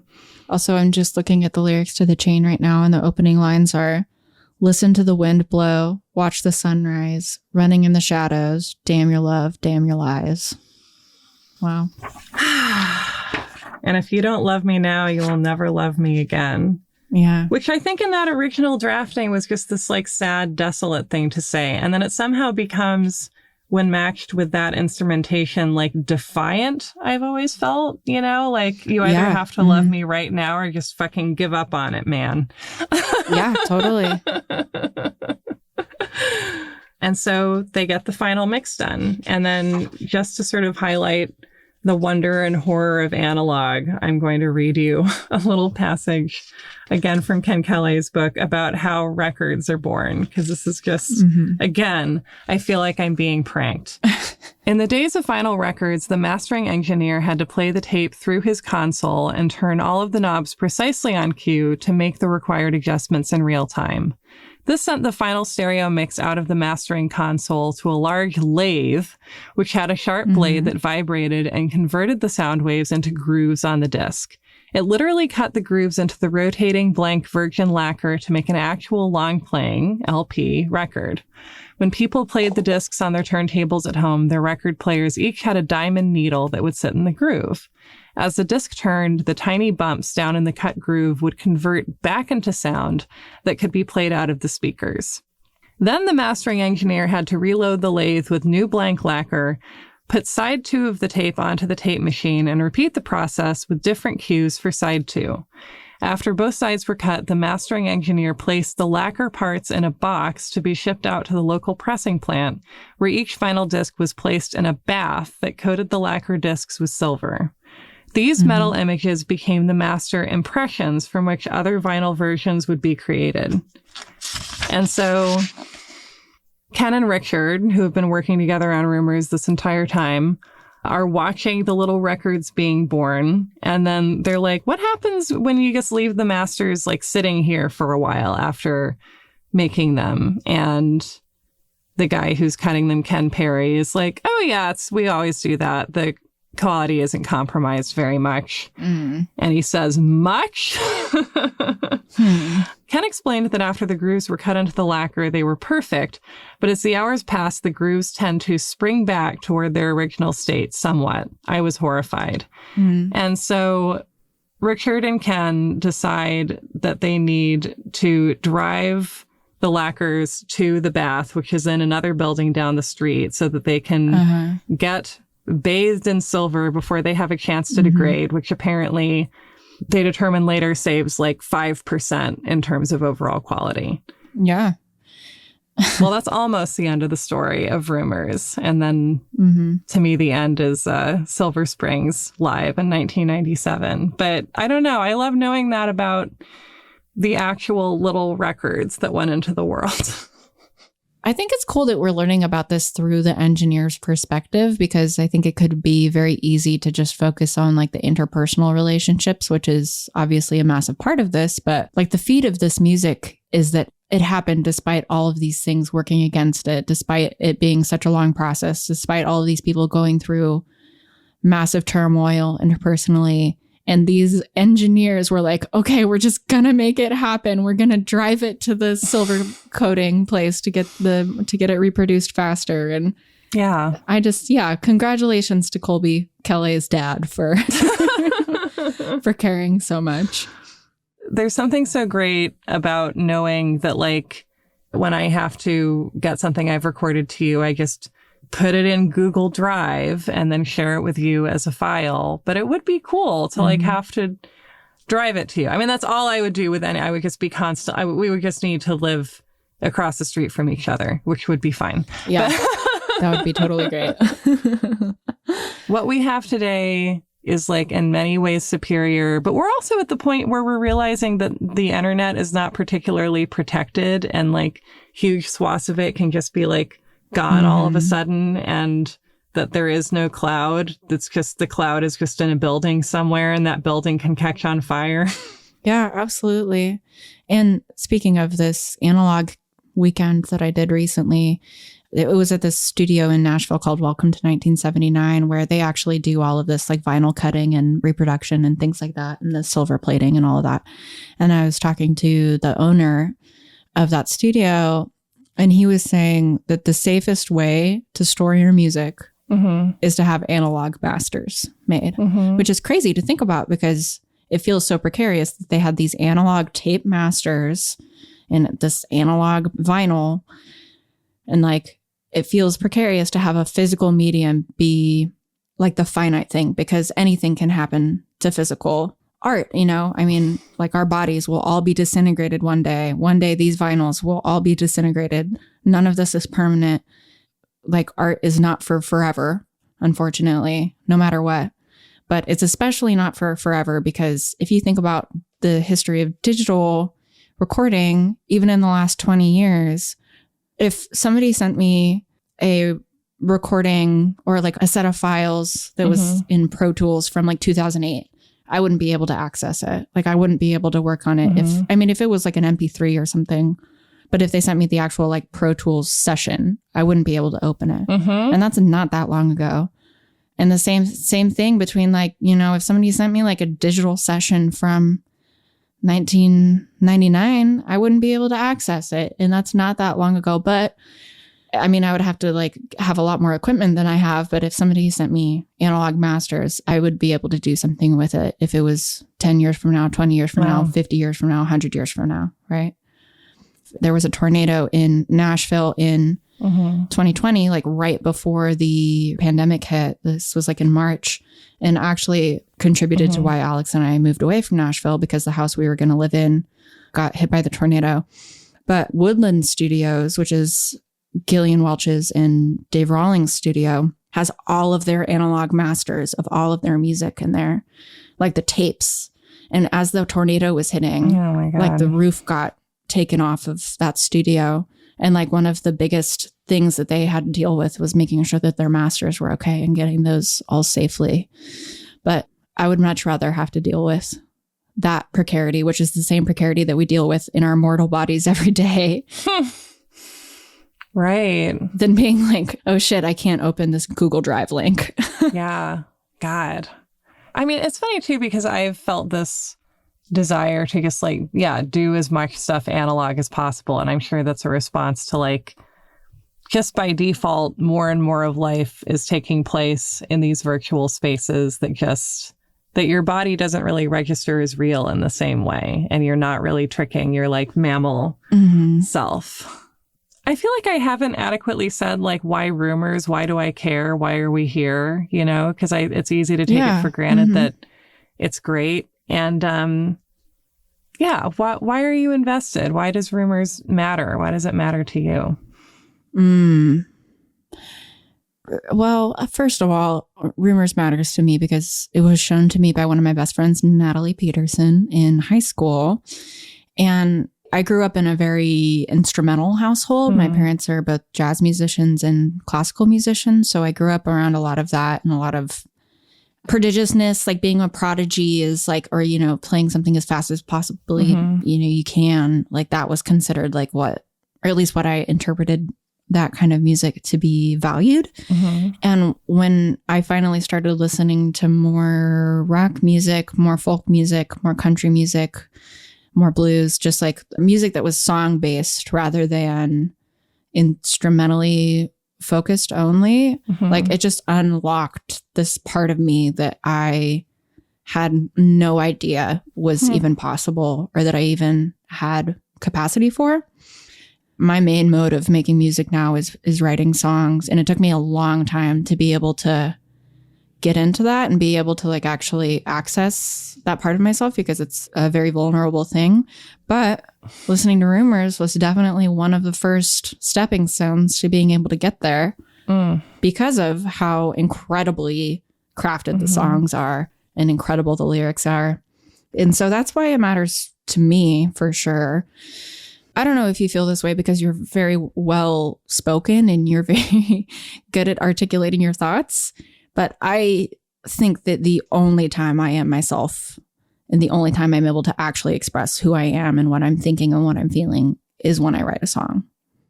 I mean, I think that's how I felt about writing for most of my life. And for a really long time, it felt like the only place I could really, truly articulate myself was like through like when I was writing something. And if I had to do it like live socially, it would not happen. I would just like, I would look back and be like, I don't recognize that person.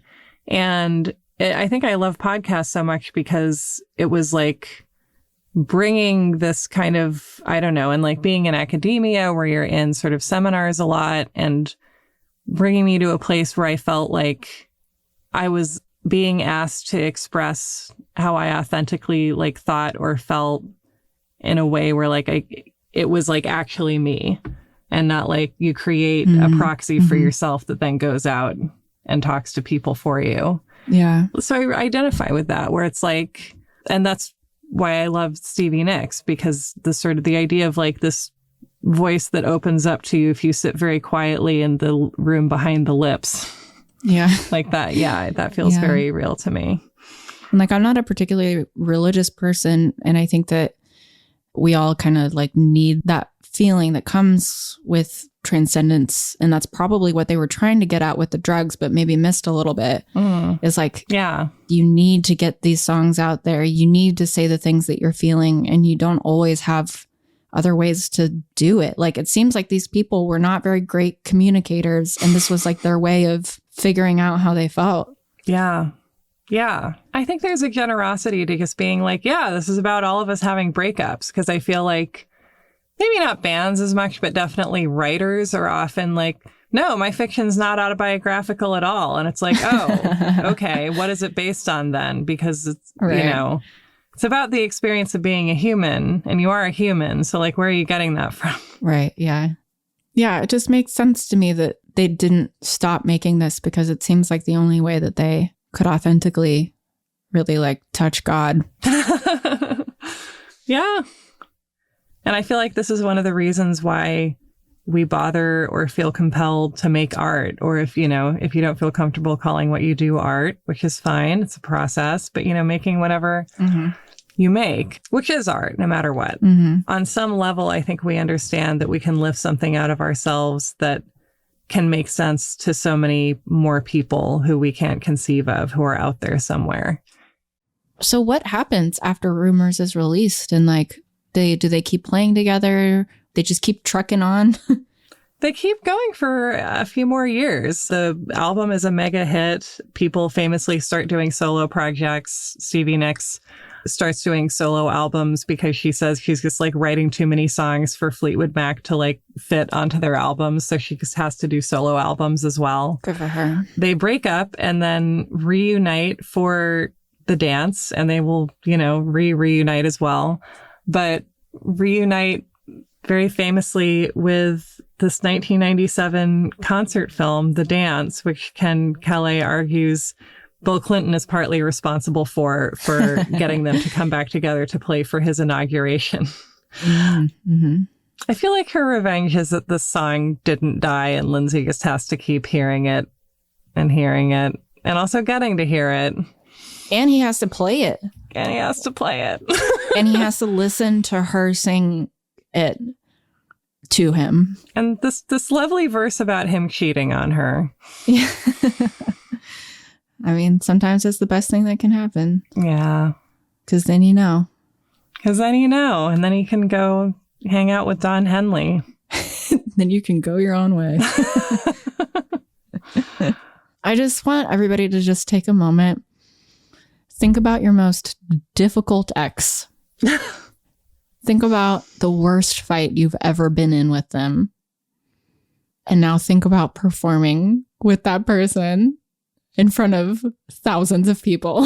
Yeah, there's just something, I don't know. I feel like the jokes that we make, like point at the truth, but are not quite there. You know, I think of like the John Mulaney line about how Bill Clinton was telling us who he was by choosing Don't Stop as his campaign song. Don't Stop, a song from Rumours, an album by and for people cheating on each other. And it's like, yeah, it's not true, but also, you know, I think that the like there's lots of albums by and for people cheating on each other. There's more to it than that. It's really the ability to like look your ex in the face and sing a song about them to them, which is like, can seem, and again, I'm a Stevie Nicks partisan, so why do I think it's unfair when Lindsay does it and it's fine when Stevie does it? It's because I'm being unfair, possibly. But, maybe. But that's what it is, really. It's like not just the rawness or the size of the feelings, it's somehow making them into something that other people can feel with you. I feel like it's simple like a knife is simple. Like these songs go down really easy and you cannot be conscious of everything that's happening in them, but it's still happening. And if you want to pay attention to that, then you can. And like a knife is a complicated thing to make, but it has a very simple job that it can do. And it does that job pretty well when it's sharpened.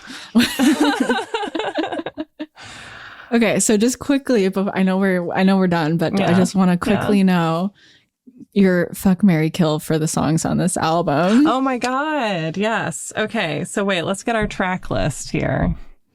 Okay. So we've got Secondhand News, Dreams, Never Going Back Again, Don't Stop, Go Your Own Way, Songbird, The Chain, You Make Lovin' Fun, I Don't Want to Know, Oh Daddy, and Gold Dust Woman. Okay. So I unfortunately am going to kill Oh Daddy because that song, personally, I just can't really listen to it seriously. Because it's called Oh Daddy.